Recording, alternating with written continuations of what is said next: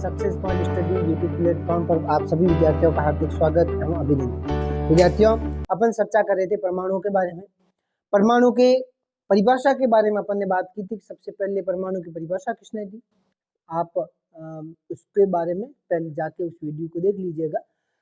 अपन उससे आगे आज चर्चा करेंगे परमाणु के जो कुछ नियम दिए थे लवाइजिए ने।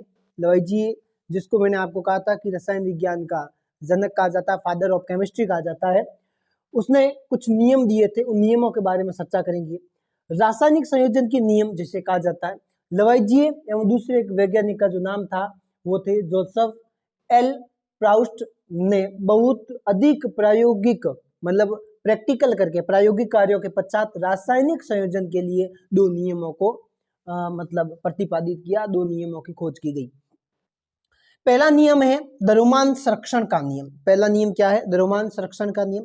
इस नियम के अनुसार किसी रासायनिक अभिक्रिया में द्रव्यमान का न तो सर्जन किया जा सकता है, न ही विनाश किया जा सकता है। विद्यार्थियों, जब कोई भी रासायनिक अभिक्रिया हो रही है, मतलब विद्यार्थियों अपन पढ़ेंगे कि क्या होता है रासायनिक अभिक्रिया, किस तरीके से बनती है, उनके सब के बारे में अपन चर्चा करेंगे। कोई भी रासायनिक अभिक्रिया होती है, उसके अंदर उपस्थित जो भी तत्व होते हैं, उन तत्वों की किसी न किसी रूप में ह्रास नहीं होती, नहीं कमी होती है, नहीं उसका विनाश होता है। नहीं आप उसको बना सकते हो, नहीं आप अपने स्तर पर बना सकते हो, नहीं आप उसका विनाश कर सकते हो। कहने का मतलब यह है विद्यार्थियों कि द्रव्यमान संरक्षण के नियम में यह है कि आप किसी भी तत्व के द्रव्यमान का नहीं विनाश कर सकते हो और न ही उसको सर्जन का मतलब बना सकते हो। ये पहला नियम कहता है। इसके बारे में विस्तृत चर्चा करेंगे। अपन 10वीं का सिलेबस पढ़ेंगे उस समय थोड़ा इसमें चर्चा करेंगे जब हम रासायनिक अभिक्रिया पढ़ेंगे। उससे पहले रासायनिक अभिक्रिया होती क्या है, कैसे बनती है, किन से बनती है, क्या प्रक्रिया रहती है, उनके बारे में अपन चर्चा करेंगे। तो विद्यार्थियों, रासायनिक संयोजन जब होता है, जब किसी पदार्थ का संगठन होता है, कहने का मतलब कोई भी पदार्थ बनता है उसका संगठन होता है विद्यार्थियों, तब इस तरीके से प्रयोगों, इस तरीके से मतलब तत्वों को मिलकर, तत्वों को मिलाकर रासायनिक संगठन बनाकर इस प्रकार से करवाया जाता है।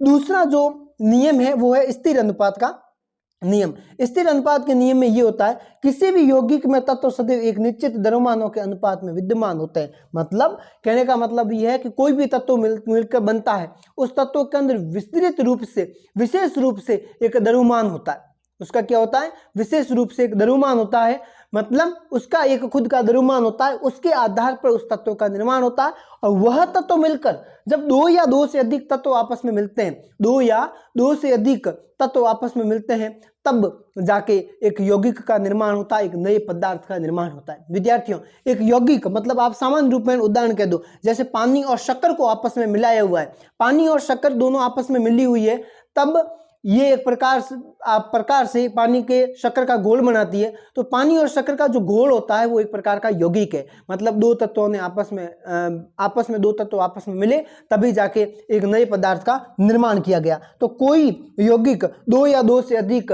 तत्वों से मिलकर बनता है। जैसे अगर सामान्य रूप में बात करें, एक जल है वो यौगिक है, जल एक यौगिक है। अब जल के अंदर जल का जो निर्माण हुआ है, जल एक पदार्थ बना है, वो दो पदार्थों से मिलकर बना है, एक हाइड्रोजन है, एक ऑक्सीजन है। दो तत्व आपस में मिले, ये हाइड्रोजन और ऑक्सीजन क्या होता है विद्यार्थियों, इसके बारे में अपन चर्चा करेंगे। दो मिलकर बने तो एक जल का निर्माण हुआ। दूसरा अमोनियम, अमोनियम को बनाने के लिए नाइट्रोजन और हाइड्रोजन दो आपस में मिले, तब जाके एक अमोनिया का निर्माण हुआ। द्रव्यमान, जैसे जल का द्रव्यमान 1 है, ऑक्सीजन का 8 है, इसका नाइट्रोजन का 14 है, हाइड्रोजन का इसमें 3 मिले हैं तो 3 है। तो कहने का मतलब ये है कि ये आपस में मिले, ये आपस में मिलकर एक संगठन बनाकर एक नए पदार्थ का निर्माण किया गया। ये क्या होते हैं यौगिक, क्या होते हैं तत्व, इसके बारे में अपन चर्चा करेंगे। विद्यार्थियों, मैंने इस टॉपिक के शुरुआत में आपको बताया था विद्यार्थियों, मैंने आपको कहा था कि जब कोई भी परमाणु होता है, जब दो या दो से अधिक परमाणु आपस में मिलते हैं, तब विद्यार्थियों मैंने आपको कहा था अणु का निर्माण करते हैं। विद्यार्थियों, क्या कहा था? अणु का निर्माण करते हैं। और ये अणु आपस में मिलकर एक तत्व का निर्माण करते हैं विद्यार्थियों, और ये तत्व आपस में मिलकर एक यौगिक का निर्माण करते हैं। विद्यार्थियों, मैंने आपको पहले शुरुआत में बताया था, आपको याद होगा।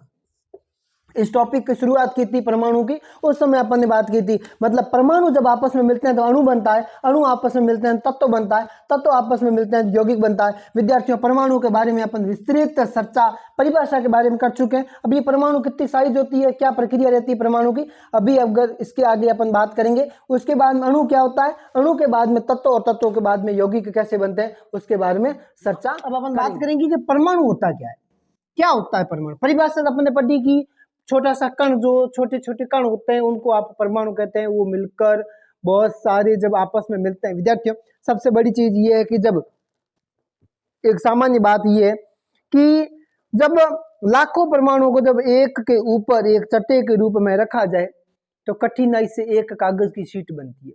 लाखों परमाणुओं को जब आपस में रखा जाए, आपस में जोड़ा जाए, तब जाके एक कागज की शीट बनती। इतने परमाणु छोटे होते हैं, इतने परमाणुओं से मिलकर इतने सारे परमाणु आपस में मिलाया जाता है, तब जाके एक छोटी सी कागज की शीट बनती है, वो होता है परमाणु। परमाणु की साइज क्या होगी, आप कहोगे सर जी साइज क्या है परमाणु की, तो परमाणु बहुत छोटे होते हैं, बहुत छोटे होते हैं, बहुत छोटे से होते हैं, ठीक है। परमाणु की त्रिज्या की अगर बात करें तो नैनोमीटर में मापा जाता है, नैनोमीटर में, माइक्रोमीटर से छोटा होता है नैनोमीटर, नैनोमीटर से मापी जाती है परमाणु की मीटर, उसके बाद में सेंटीमीटर, सेंटीमीटर से आता है नैनोमीटर, सॉरी माइक्रोमीटर, माइक्रोमीटर के बाद में आता है नैनोमीटर। अब नैनोमीटर जितना होता है, एक नैनोमीटर बराबर होता है 10 की पावर 9 मीटर होता है, और एक मीटर बराबर होता है 10 की पावर 9 नैनोमीटर। 10 की पावर -9 मीटर बराबर होता है 1 नैनोमीटर, और 1 मीटर बराबर होता है 10 की पावर 9 नैनोमीटर। अब आप सोच सकते हो कितना मीटर होगा,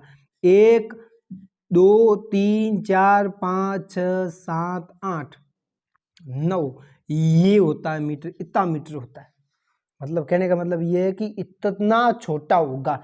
ये किसमें होगा, 0.0110000001, इतना छोटा होगा ही, ठीक है। अब सोच लो इतना छोटा होगा, इतना छोटा होगा तो कितना होगा, ठीक है। कैसे पता चलेगा कि वो तत्वों के अंदर किस तरीके की मतलब परमाणु त्रिज्या होती है। जैसे 10 की पावर -10, तो हाइड्रोजन परमाणु की इतनी त्रिज्या होती है 10 की पावर -10, 10 की पावर -10 हाइड्रोजन परमाणु होता है, वो हाइड्रोजन परमाणु 10 की पावर -10 मीटर इतना छोटा होगा, 10 की पावर -10 विद्यार्थियों। जल अणु होते हैं 10 की पावर -9 होते हैं, हीमोग्लोबिन अणु होते हैं 10 की पावर -8 होते हैं, रेत के कण होते हैं वो 10 की पावर -4 होते हैं, चींटी 10 की पावर -3, चींटी जितना आकार बनता है जब 10 की पावर -3 होता है, और 10 की पावर -1 होता है, तब जाके एक सेब का निर्माण होता है। मतलब विद्यार्थियों, कहने का मतलब ये है कि इतनी छोटी सी प्रक्रिया के माध्यम से 10 की पावर -10 होता है तब हाइड्रोजन परमाणु बनता है, 10 की पावर -9 होता है जल के अणु बनते हैं, 10 की पावर -8 होता है हीमोग्लोबिन के अणु बनते हैं, और 10 की पावर -4 होता है तब एक रेत का कण बनता है, 10 की पावर -3 होता है तब एक चींटी जितनी आकारी बनती है, 10 की पावर -1 होता है तब जाके एक सेब का निर्माण होता है। विद्यार्थियों, इतनी छोटी सी प्रक्रिया रहती है। इसके अंदर विशेष प्रकार के विशेष आकृति के तत्व काम करते हैं, विशेष आकृति के तत्वों को निर्माण किया गया। इसके आगे अपन चर्चा करेंगे अणु, अणु के पश्चात अपन चर्चा करेंगे तत्वों के बारे में। फिलहाल आज के लिए इतना ही, अगली चर्चा अपन अगली क्लास में करेंगे। तब तक आप लोग चैनल को सब्सक्राइब कर दीजिए, लाइक कर दीजिए, शेयर कर दीजिए, अपने भाई बहनों को दीजिए, ठीक है। और कमेंट में जरूर राय दीजिए कि क्या है क्या नहीं।